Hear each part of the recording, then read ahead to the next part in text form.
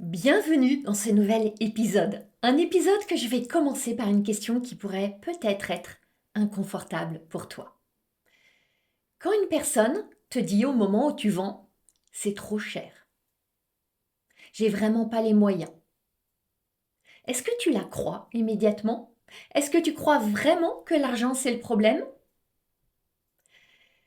J'amène ces questions parce que depuis plusieurs semaines, j'entends beaucoup d'entrepreneurs qui disent les gens n'ont plus d'argent, les gens font trop attention, le marché est devenu compliqué, plus personne n'achète, c'est dur de vendre. Et pourtant, pendant ce temps-là, il y a des personnes qui continuent à investir des milliers, des dizaines de milliers d'euros dans des voyages, dans des rénovations, dans des voitures, dans des vêtements, dans des formations, dans des expériences, dans plein de choses.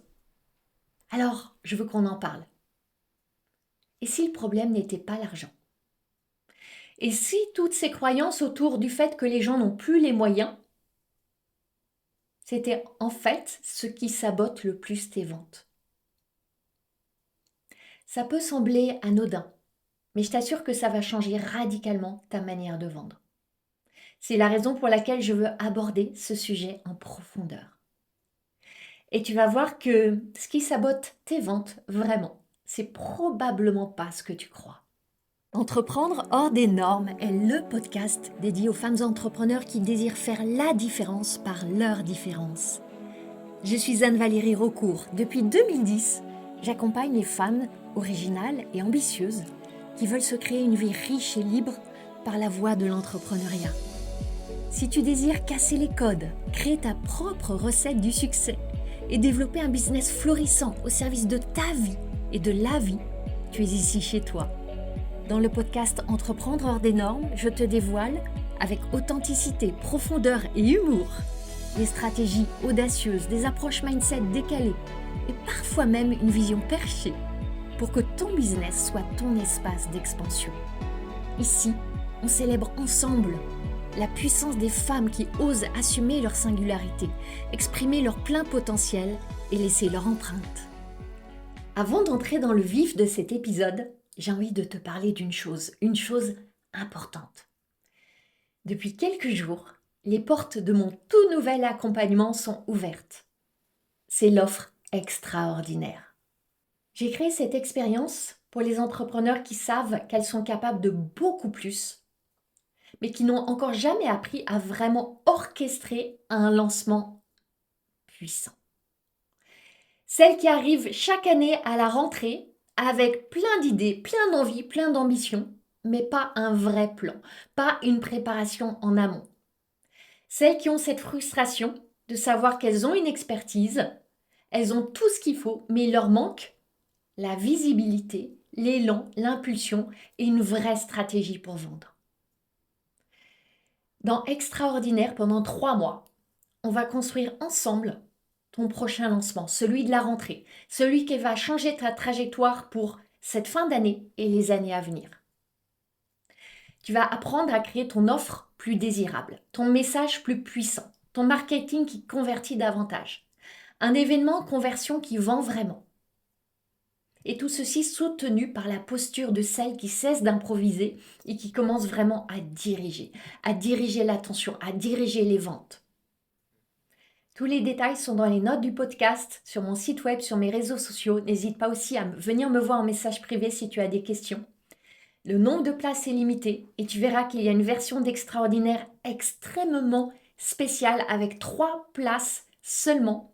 Au moment où sortira cet épisode du podcast, je ne suis même pas sûre qu'il y aura encore des places pour la version premium d'Extraordinaire. Je te laisse aller découvrir sur le lien et je serai ravie de t'accueillir dans cette expérience absolument extraordinaire. C'est très lié au thème de cet épisode. Ce dont je vais te parler dans cet épisode est vraiment en lien avec la réussite de tes futurs lancements. Et quand je parle de lancement, attention, je ne parle pas seulement de lancer une nouvelle offre, je ne parle pas nécessairement de faire un webinaire, une masterclass ou autre. Je parle de mettre l'énergie intentionnelle et les actions alignées pour vendre vraiment. Et pour vendre vraiment, on va aller décortiquer cette pensée qui circule beaucoup en ce moment chez les entrepreneurs. cette pensée qui sabote tes ventes. Peut-être que cette pensée, tu l'as eue tout récemment. Peut-être même que tu l'as eue ce matin même. Peut-être qu'elle est présente là en ce moment. C'est cette pensée qui dit les gens n'ont plus d'argent. Et elle a plein de variantes. Peut-être que chez toi, c'est des variantes qui se manifestent. De toute façon, dans ma communauté, ils sont tous fauchés. J'ai que des gratteurs de gratuits. Mon audience n'est pas prête à investir. Dans mon réseau, il n'y a que des personnes pour qui c'est difficile en ce moment. Sur LinkedIn, il y a trop de concurrence. Les gens n'achètent plus. Les gens adorent me suivre, je les inspire, mais ils n'achètent jamais. Tout le monde me dit que c'est trop cher, je devrais baisser mes prix. En ce moment, c'est compliqué. Les gens font attention. Observe que dans le titre de cet épisode, j'ai mis la croyance qui sabote en silence tes ventes. Parce que évidemment, tout ça, tu ne le dis pas. Tu vas peut-être le dire dans des échanges avec d'autres entrepreneurs où on va ensemble se lamenter sur le fait que c'est tellement dur en ce moment, que c'est dur pour tout le monde. Mais le pire, c'est quand tu te le dis à toi-même. Quand c'est ça, la narration qui tourne en boucle dans ton cerveau. Et je comprends parfaitement pourquoi cette pensée apparaît. Elle peut apparaître chez moi, mais je ne la laisse absolument pas s'établir en ma maison. Bien sûr, on vit dans un contexte où on entend partout parler de crise économique, de tension, de difficultés, de méfiance, de défiance, d'inquiétude, d'angoisse, de peur de l'avenir. T'entends des collègues entrepreneurs qui disent que leurs précédents lancements ont été difficiles, que les ventes sont en chute. Peut-être que toi-même t'as lancé une offre récemment et que tes résultats n'ont pas été à la hauteur de tes attentes. Peut-être que tu reçois de plus en plus d'objections. Tu vois qu'il y a de plus en plus de résistance au moment de l'achat. Peut-être que tu l'as vraiment entendu de la part de prospects.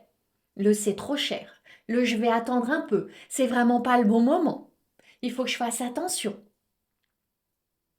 Et à force d'entendre tout ça, t'en arrives à une conclusion qui devient presque tangible et réelle pour toi, qui est que vraiment les gens n'ont plus les moyens. Est-ce que c'est vraiment vrai? Mon objectif, ça ne va pas être de te prouver que les gens ont les moyens ou n'ont pas les moyens. Tu le sais. Tu le sais que même dans les périodes de crise, il y a des personnes qui ont moins d'argent et il y a des personnes qui ont plus d'argent. L'argent ne se volatilise pas, il ne disparaît pas, il change juste de main. Peut-être qu'il se dépense avec plus de vigilance, d'attention, de précaution, mais il se dépense. Alors la conclusion sur les gens n'ont plus les moyens, elle peut paraître vraie, très rationnelle, objective, elle peut paraître même sage à adopter. Moi, je veux t'inviter à voir qu'elle est vraiment dangereuse pour ton business.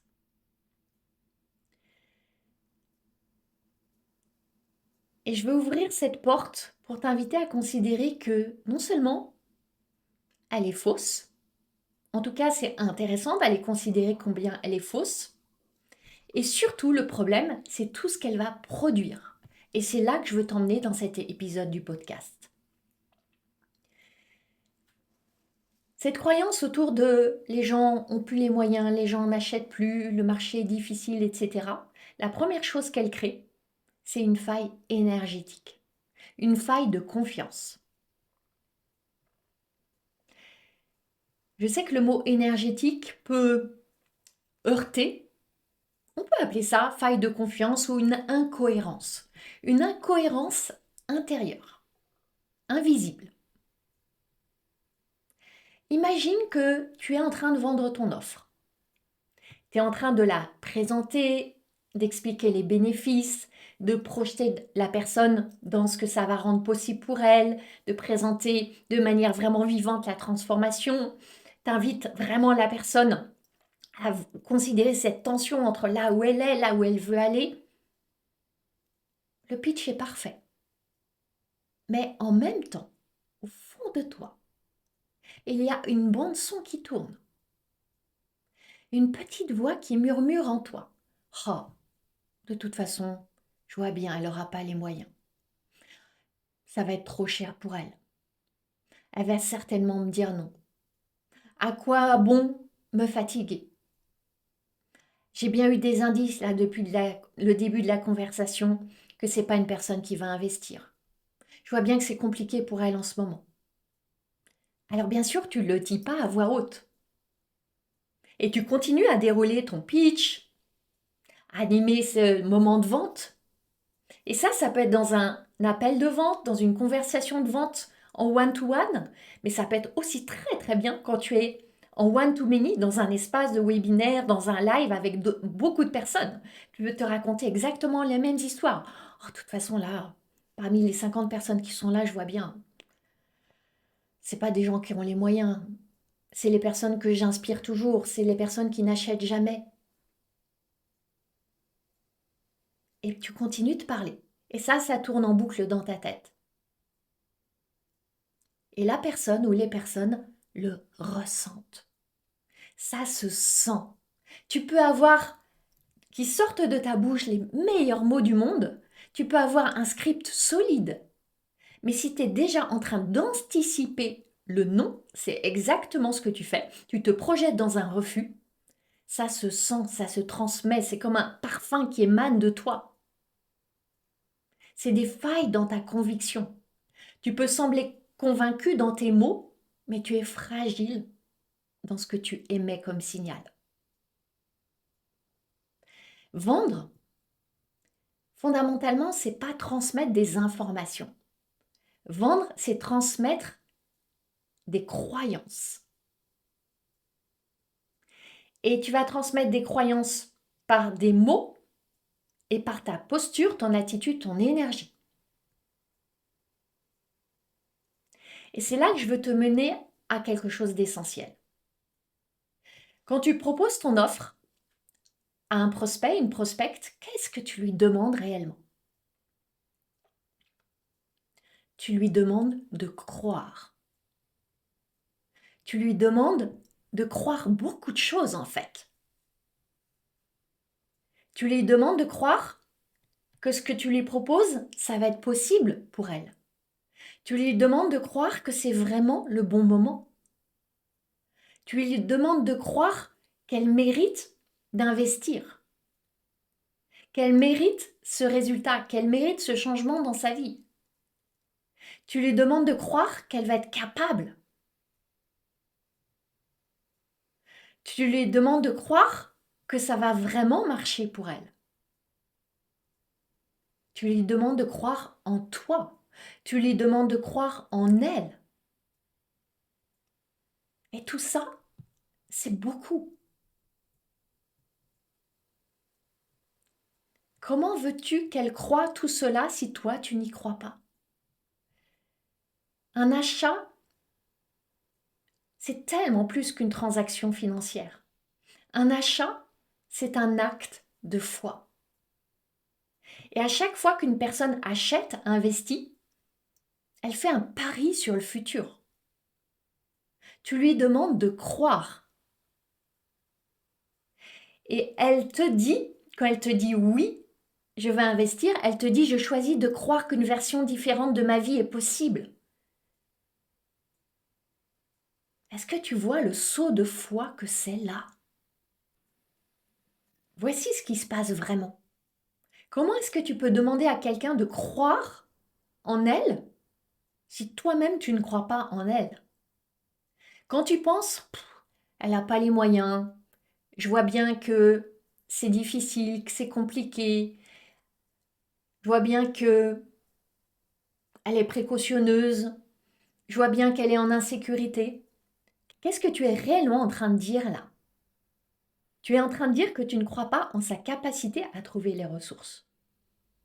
Tu es en train de dire que tu ne crois pas qu'elle va être capable de se donner les moyens. Que tu ne crois pas qu'elle est suffisamment ingénieuse, créative, déterminée. Que tu ne crois pas qu'elle est suffisamment engagée pour décider selon ses désirs. Tu ne crois pas qu'elle va trouver des solutions. Et pourtant, observe le paradoxe. Ce que tu es en train de lui demander de faire, c'est justement de trouver une solution. Tu lui demandes d'être créative, d'être responsable, d'être engagée, de croire. Donc, tu es en train de créer une dissonance cognitive. Tu lui demandes de croire, mais tu ne crois pas. Tu lui demandes de trouver une solution, mais tu dis qu'elle ne trouvera pas une solution. Et dans cette dissonance cognitive, et qui est une dissonance énergétique, la décision d'achat va se noyer.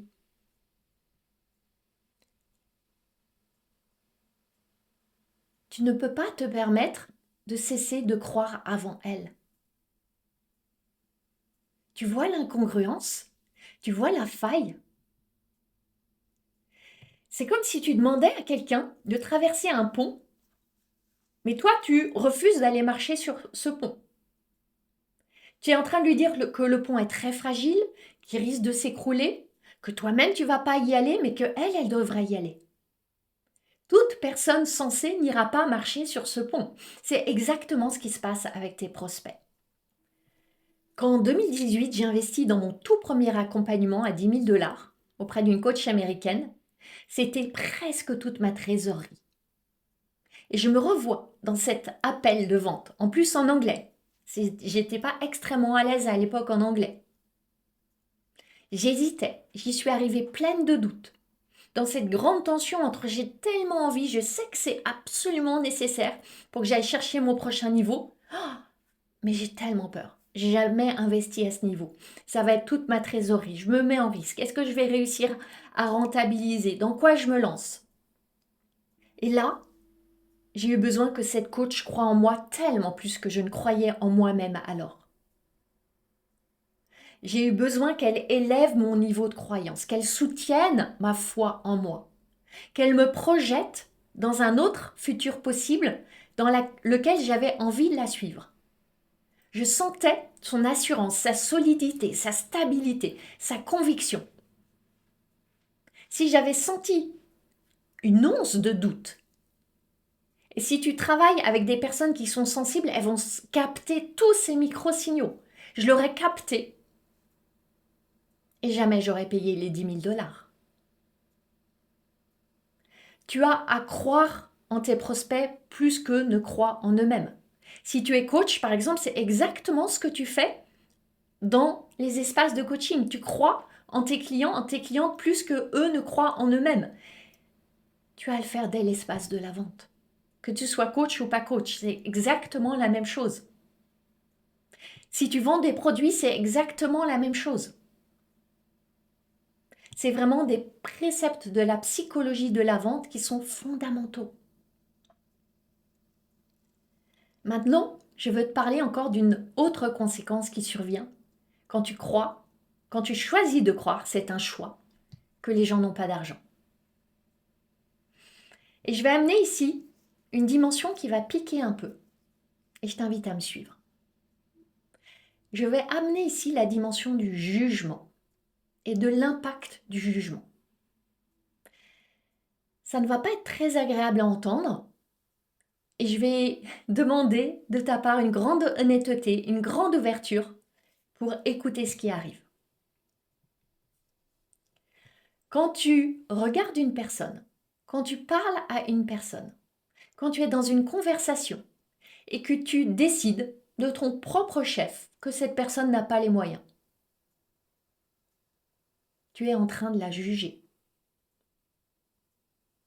Je sais que le mot est fort, je sais que ça peut être désagréable à entendre, mais si on regarde honnêtement, c'est exactement ce qui est en train de se passer. Tu es en train de projeter un jugement sur cette personne. Tu la regardes, tu l'écoutes et tu conclus qu'elle n'a pas beaucoup d'argent. Tu vas aller observer son profil LinkedIn, voir ce qu'elle publie sur Instagram et conclure qu'elle ne trouvera pas les ressources. Tu vas aller naviguer sur son site web et tu vas en déduire qu'elle ne va pas tout faire ce qui est nécessaire pour atteindre ses rêves, ses désirs, ses aspirations les plus hautes. Sur quoi est-ce que tu te bases exactement? Alors tu vas dire oui, c'est une intuition, c'est un ressenti, Mon intuition me trompe rarement. D'ailleurs, j'ai eu plein de preuves dans le passé. Et il est vrai que ça peut être vrai. Il est vrai que peut-être cette personne n'a vraiment pas les ressources. Mais peut-être aussi que c'est faux. Est-ce que tu connais vraiment son compte bancaire, sa trésorerie, ses priorités, son ingéniosité, ses capacités, toutes ses ressources? Non, c'est impossible que tu connaisses tout ça. Tu projettes, tu imagines. Et on fait toutes et tout ça. Mais ça reste des projections. Et une projection, elle est problématique. Allons voir ce qu'elle dit, cette projection. Allons voir ce qu'elle fait. Elle retire à l'autre son pouvoir. Qu'est-ce que tu fais vraiment? Tu décides à sa place. Tu es en train de décider ce qui va être possible pour elle, ce qui va être accessible pour elle, ce qu'elle peut faire, ce qu'elle ne peut pas faire, où elle peut investir, où elle ne peut pas investir. Tu décides pour elle. Et pourtant, je suis certaine que tu n'as pas du tout envie d'être cette personne qui juge. Mais regarde, c'est exactement ce que tu fais. Quand tu affirmes, les gens n'ont pas d'argent, cette personne n'a plus un sou, c'est dur pour elle, elle va pas investir. Tu lui retires sa liberté de choisir et d'agir. Tu lui retires sa responsabilité. Tu pars du postulat que cette personne, elle est impuissante. Tu te positionnes dans une place de supériorité où tu crois savoir mieux qu'elle ce qui est possible pour elle, ce qui est juste pour elle. C'est infantilisant. Oui, je vais loin, mais j'ai envie de secouer là le cocotier, de remettre les choses à leur juste place. Combien de clients est-ce que tu as peut-être déjà perdu parce que tu as décidé à leur place s'ils avaient les moyens ou pas les moyens? Combien de fois est-ce que tu as arrêté de vendre vraiment trop tôt parce que tu as approché de toute façon, elle va pas acheter, donc c'est pas la peine d'aller lever les objections, c'est pas la peine d'aller la confronter parce que c'est inconfortable. Combien de fois est-ce que tu as commencé à baisser ton prix avant même que la personne ne te réponde? Tu as imaginé quelle autre possibilité tu allais lui offrir parce que tu avais déjà présupposé les objections autour du prix. L'expérience extraordinaire dont je te parlais tout à l'heure, elle est née exactement de toutes ces questions. Comment créer des offres que tes clients désirent suffisamment pour vraiment passer à l'action? Comment bâtir des lancements qui vont activer les bonnes personnes? Comment arrêter de subir tes ventes et apprendre à vraiment les créer et les maîtriser? C'est exactement ce qu'on va voir dans Extraordinaire. Et cet autre regard que j'ouvre là, dans cet épisode du podcast. Et si tu partais du principe que les personnes, chaque être humain est puissant. Chaque être humain est responsable. Si tu partais du principe que ces personnes, elles savent que ce qu'elles veulent et elles savent se donner les moyens pour réaliser ce qu'elles veulent. Moi, j'ai un principe. C'est que une femme, j'accompagne des femmes, donc je parle des femmes, je connais parfaitement bien les femmes. Une femme qui désire vraiment quelque chose, elle va se donner les moyens de réaliser ses désirs. Combien de fois je l'ai vu? Des femmes qui, sur le papier, n'avaient pas les moyens et se sont donné les moyens. Pourquoi? Parce qu'elles désirent vraiment. Et je suis cette femme-là. C'est pour ça que je sais dans ma chair que cette femme, elle existe. Une femme qui désire est inarrêtable. Est-ce que tu sais allumer le désir? L'année dernière, j'étais déjà membre de 2 masterminds et j'ai commencé à caresser l'idée d'investir dans un 3e. C'était moyennement raisonnable. C'était un gros investissement, plus de 30 000 euros. Beaucoup de temps à nouveau à investir aussi, puisque quand j'investis dans un accompagnement, j'investis aussi tout le temps et l'énergie et l'attention qui vont avec. Et j'ai eu une conversation pour entrer dans ce troisième mastermind avec la personne qui leadait le mastermind. Et j'ai dit que j'étais déjà dans 2 masterminds, comme un état de fait.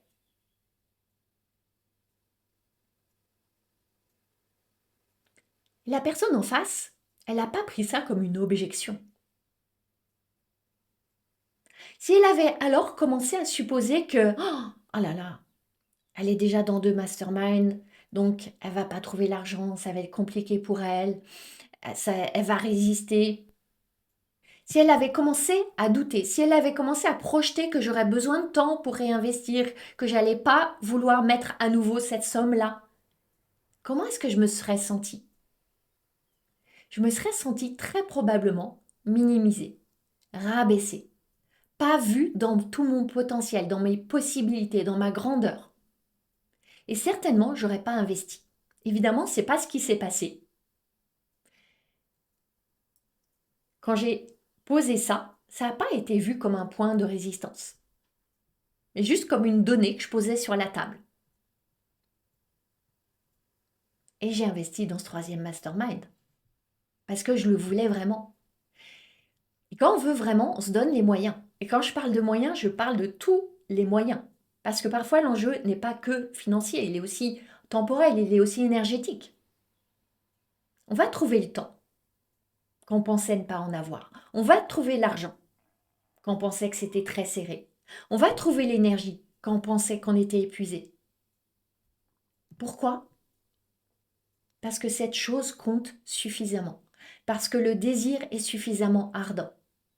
Et qu'est-ce qui va faire que le désir est suffisamment ardent? Bien sûr, il y a d'abord une vraie envie intrinsèque qui est là chez la personne et, et une valeur perçue qui est très élevée. Dans des précédents épisodes du podcast, j'ai beaucoup parlé de cette notion de valeur perçue.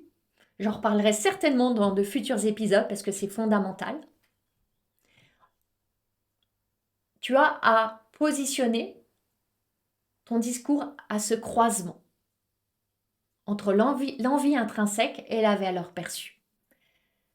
Donc quand des personnes n'achètent pas,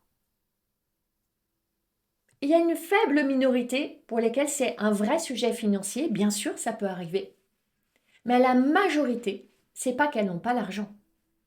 C'est qu'elles ont brandi cette objection parce que c'est l'objection face à laquelle on va le plus facilement abandonner.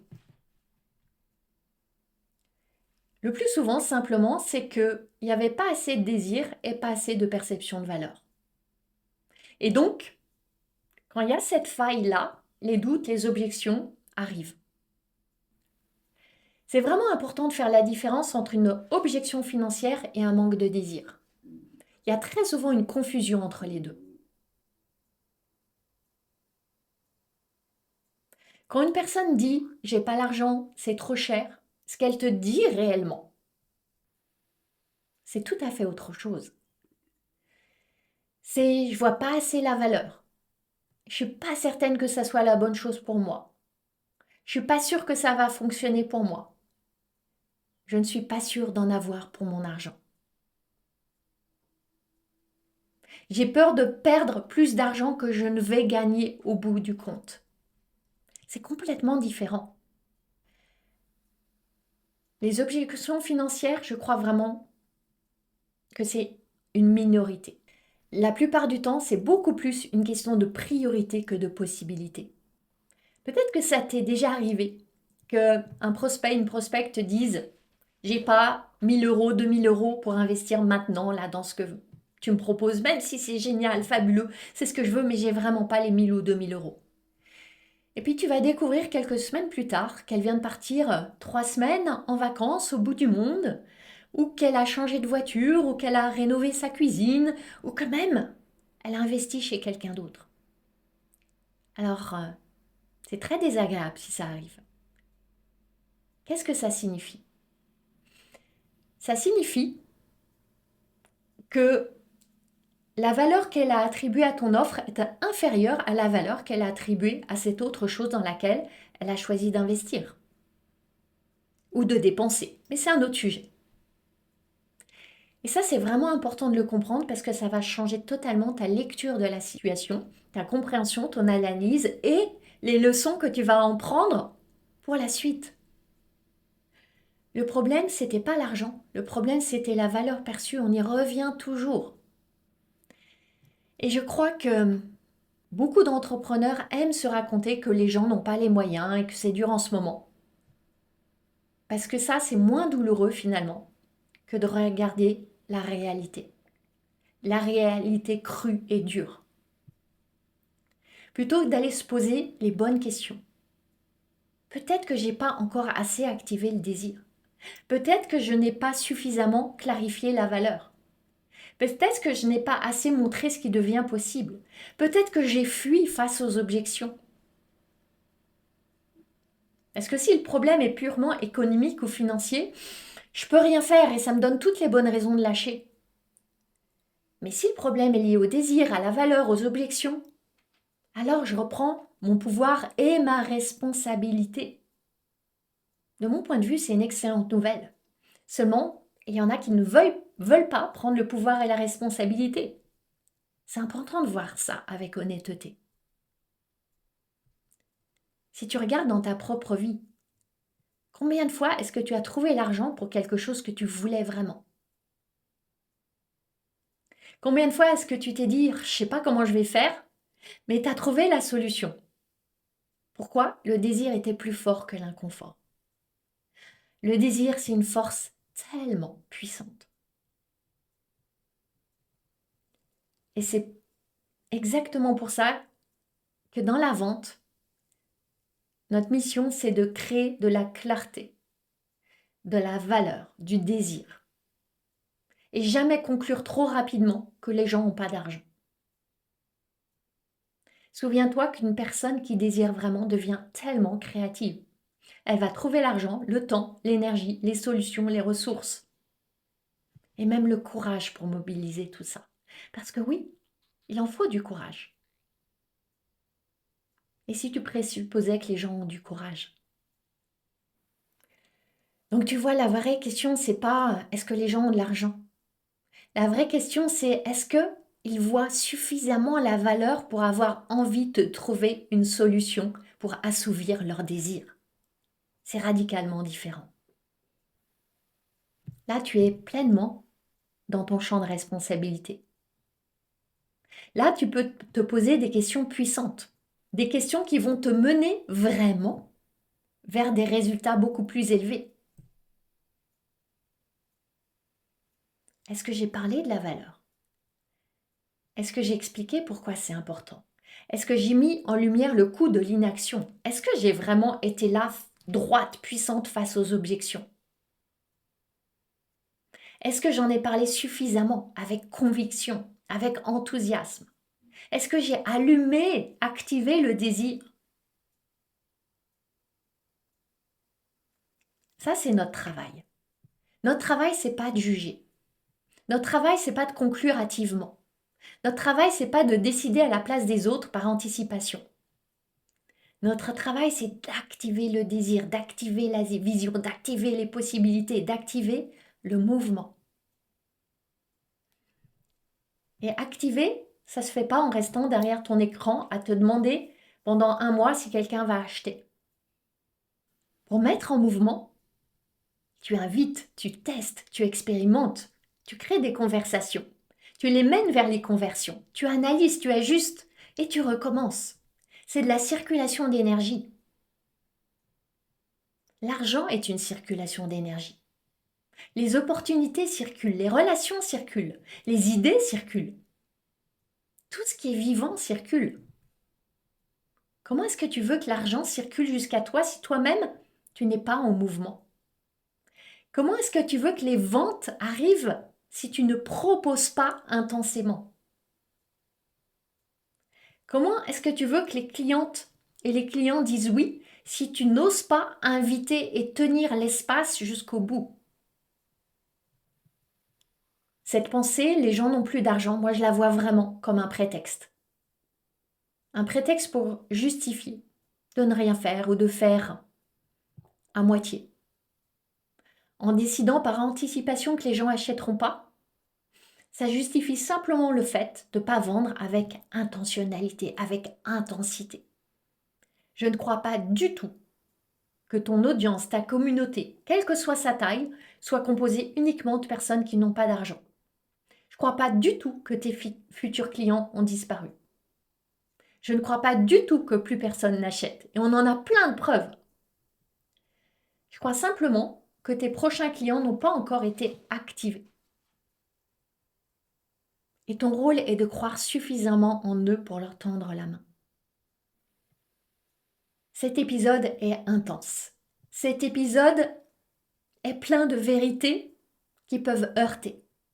Et mon intention, c'est vraiment de t'aider à vendre plus intensément, plus massivement, à créer une seconde moitié d'année dont tu seras vraiment fier. Et c'est aussi pour ça que j'ai créé l'expérience extraordinaire. Pour t'aider à activer cette conviction, à révéler la valeur perçue, à activer les bonnes personnes au bon moment, à créer cette offre ultra désirable, à rassembler les personnes dans un événement où tu vas vendre avec certitude, avec confiance, embarquer les gens, créer cette grande vague que permet un lancement. Pendant 3 mois, je vais t'aider à créer ce lancement capable de générer 30 000 € ou plus dès le mois de septembre. On va travailler sur tous les maillons de ton lancement. Ton offre, sa désirabilité, ton message, les objections, ta stratégie de communication, ton événement de conversion. Il y aura même une session animée par Sylvie, l'experte en vente qui intervient dans le Mastermind Paradoxe, qui sera là pour t'aider à ciseler ton pitch transformationnel. Quand tu as ce pitch transformationnel, tu ajoutes une valeur à ton business qui est immense. Et tu verras que le sujet, c'est pas l'argent. Le sujet, c'est la valeur. On va travailler sur tous les maillons de ta chaîne de valeur. C'est ce qu'on va faire ensemble dans Extraordinaire. On commence le 6 juillet. L'offre est ouverte jusqu'au 3 juillet. Avec 2 bonus exceptionnels pour celles qui s'inscrivent avant vendredi 26 juin. Tu reçois un coaching individuel avec moi. On va les créer ensemble sur la planche à dessin, toute l'architecture sur mesure de ton lancement. Tu reçois aussi le débrief complet de mon dernier lancement. Celui que j'ai réalisé en mai, sans pub, j'ai généré plus de 150 000 €. J'ai fait un débrief complet pour les clientes du Mastermind Paradoxe. Normalement, ce débrief est spécialement réservé pour elles. Pour celles qui vont rejoindre Extraordinaire, avant ce vendredi 26 juin, j'offre ce débrief complet. Toutes les coulisses de mon lancement, aussi bien le planning, les stratégies, les décisions, les ajustements, ce qui a marché, ce qui n'a pas marché, tout ce que j'ai expérimenté de nouveau. Tu veux rejoindre Extraordinaire? Rejoins-nous maintenant.